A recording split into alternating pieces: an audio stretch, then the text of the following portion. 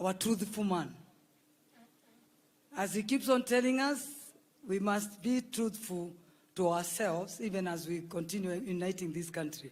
We must be truthful to ourselves. I also want to be truthful to ourselves nationally and mashinani. I also want to be the truthful woman in our Nakuru County. So that I can tell everybody the truth, the leaders. It's now 1 year down the line. I can tell everybody the truth, our leaders, for the benefit of our country, so that all our leaders can work hard to ensure that all the people that elected us will benefit from from them giving us the positions that they gave us. I know I'm finishing. I'm finishing. So mine is just to ensure that we work together as a team. Remember, our governor is our governor of all of us, and I'm the senator for the Nakuru County. I want to take this opportunity also to thank His Excellency for being the first president. I've not been there. This is my first time. So I hear you are the first president to give the equitable revenue to the counties on time. I think you need to clap. We've received this money now, is lying at the county government, and we will ensure that we push the county government to ensure that they do the projects that are supposed to be done, as I do the oversight.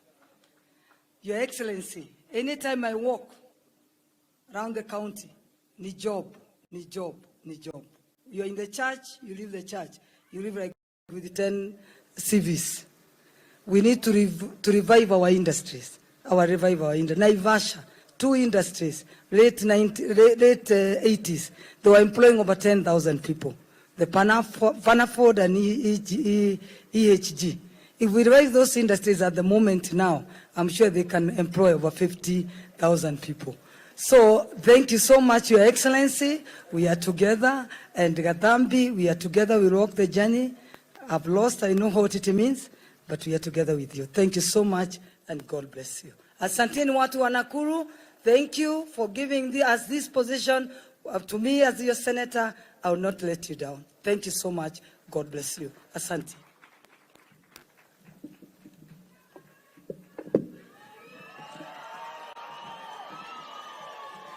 Asante, Asante.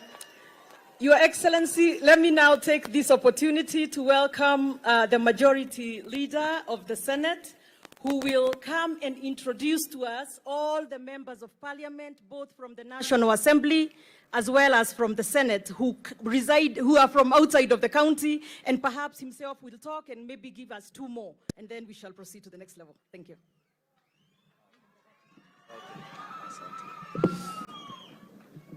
Thank you, Governor Susan.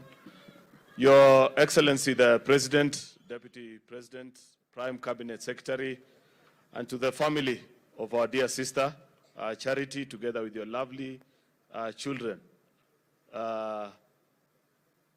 Pamoja na jamii ya Njoro, wakaaji wote, viongozi ambao wamekuja siku ya leo, ninaomba nichukue fursa hii nifanye mambo mawili ambayo yote ni magumu sana. Ya kwanza ni kuwatambulisha viongozi ambao wako hapa,